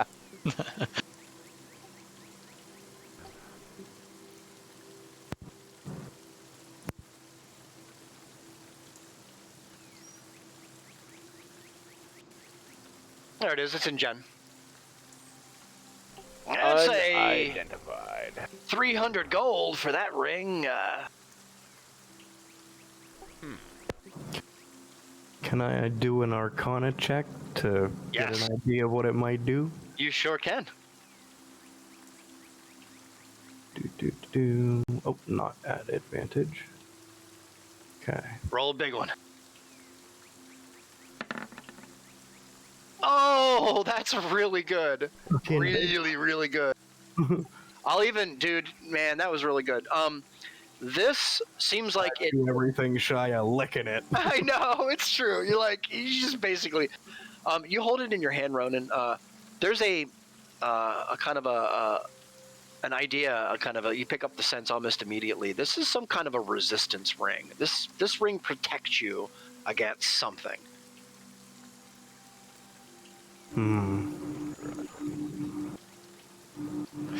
I will pass on it, but I'll let Designation 1 know that I get that.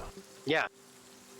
You might stop thinking about the box, start thinking about that ring. I think that would be useful for you.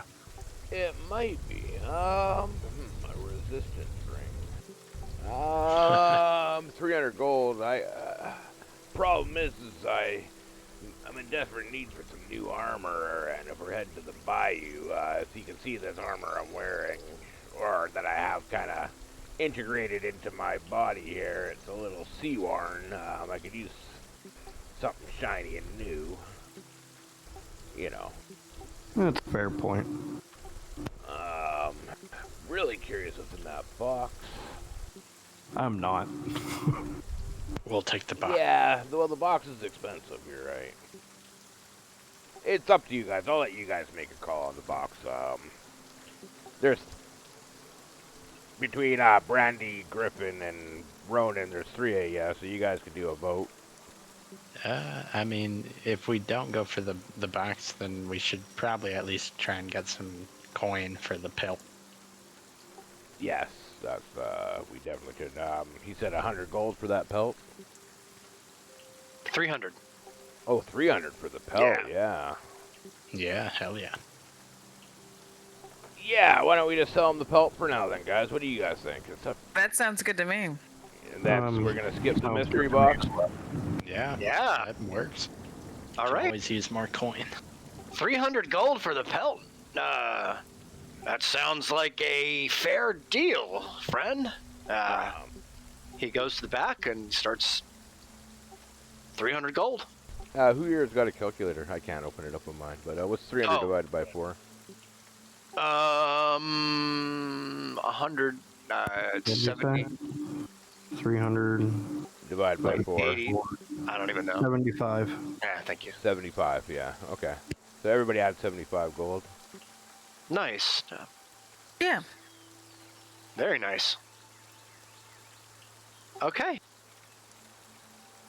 Yeah, I'm just gonna give him like a wink and hang on to that box because if we ever cross paths again, we're kind of just not quite. Let's say we're planning on doing a lot more adventuring, and in all hopes, next time you come across us, we may be a little more wealthy. Yeah, I love it. I think if you had the next time that we cross paths, I might even have more for you. So never just walk by the person that's stuck in the mud. You never know. They might just have what you need. Yeah, that's some good advice. That's not mud. No. If someone's stuck in the mud, Very nice. Did everybody finish what they wanted to do with the vendor? Did anybody want to do anything else Um, with the vendor? I kind of did want to Yeah. ask Bricks about the vendor and how he, like, his history with him, like how. Yeah. how Ran into he it. knows the Bayou boss. Yeah. Yeah. So do you want to ask him here in front of the Lafon, or Yeah. it's gonna be like, how do you two know each other? I was kind of curious if he knew anything about that large seal that we saw earlier.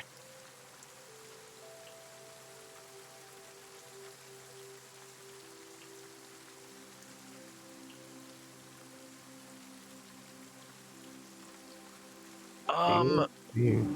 I'm trying to remember large seal that you saw earlier. Like the I keep thinking, arr. It's hilarious. no, like the wax seal. Yeah. That was, I think it was on top of the box. I was thinking Kiss from a Rose, but Oh, God. God.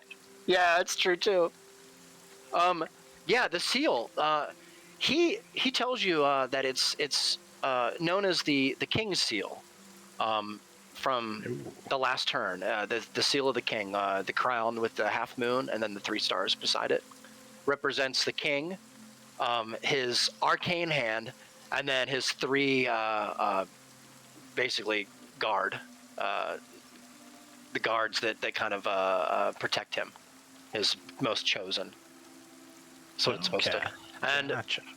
the crown itself, depending on how many, I think it has like 6 peaks, is supposed to represent the different peaks, or the different sects and circles and pacts that made up the last turn's alliance. So it's like, I'll show you. I have a card made up for it. I'll show you later. Okay. I wasn't quite ready for it tonight. No, you're good. You're good. Yeah, and he says it's very important. Anything that marks the king's seal is usually something of great worth and great power, because it was what was required to keep the king's men guarded against the evil during the last turn. And that's on top of the mystery box?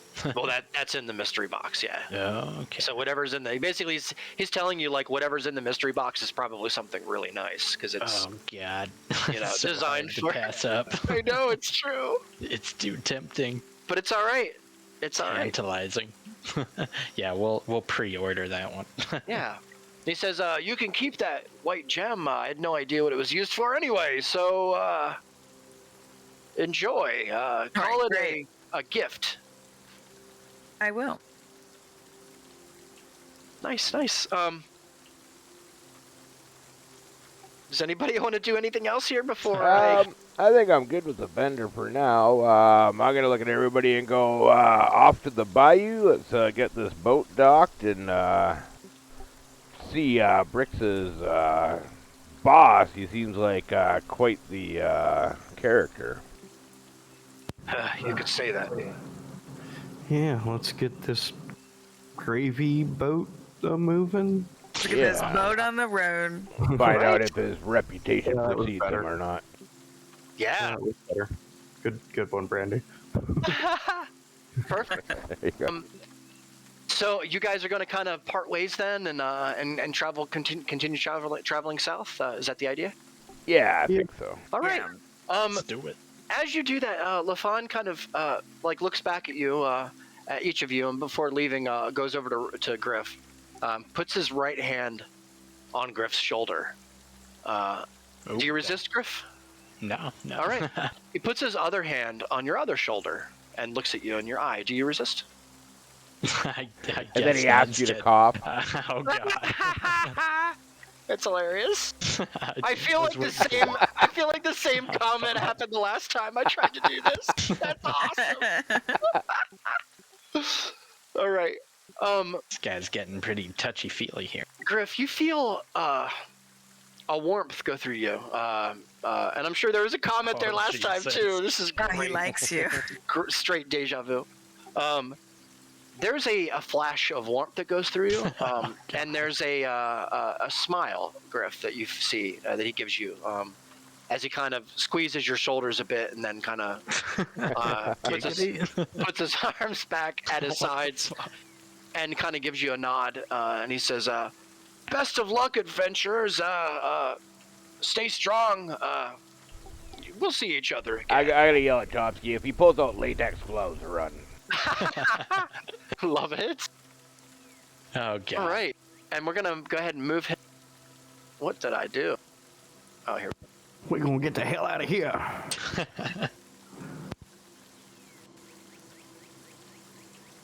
So he moves kind of on up the path with his mule and kind of disappears in the distance over the hill as you continue to move on. So at this point, everybody, I think this is a good spot to call it for the night. I know it doesn't seem like we got a lot done. And I'm sorry for that. Just raped. Yeah, I know. I'm sorry. But we got level 3 tonight, and next week we will definitely start on the bayou. So good job, everybody. Sorry there was no combat tonight. Oh, that was okay. Yeah. Yeah, good story, honestly. Awesome. Thank you. I didn't do so hot on the vendor there. My voice was totally wrong for him. I couldn't remember. Yeah, I does, didn't notice does any of the shit that we got need identified? Let me think here. You got.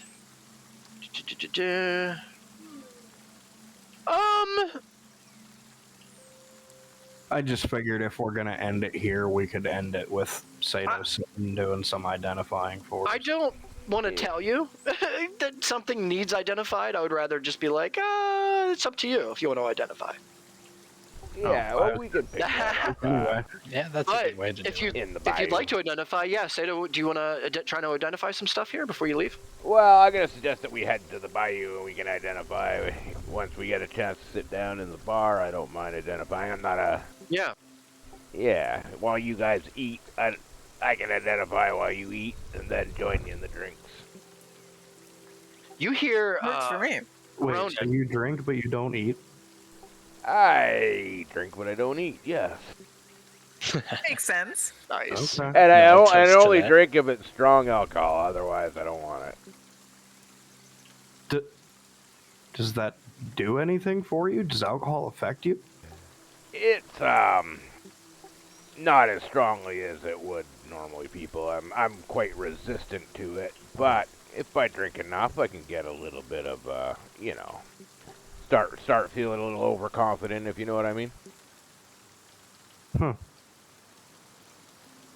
Good to know. Gears turn a little slowly. That's right. Ronan, I did want to do this before we end it, though. I just wanted to turn this up a bit. Turn this down a bit. Turn this down a bit. All right, Ronan. As you grab the glaive here, this very simple glaive, it's very light, and it's like it seems to be all one piece. As soon as you grab this glaive, Ronan, you instantly, for just a split second, you see a vision. All within a split second, everything goes black, except for a giant purple form in front of you, very large, spiky, spiny, and you hear just a simple voice say, "You have the key." And that's where we're gonna end it for tonight. Nice. Nice. Now I'm terrified. Perfect. Team Rocket's blasting off. Oh, wait. And yes, I did. I have that written here too. So. All right, guys. Well, I'm going to end the recording. Everybody say goodbye. Goodbye, everybody. See you next. Until next time. Bye. Deuces. Yeah. And we are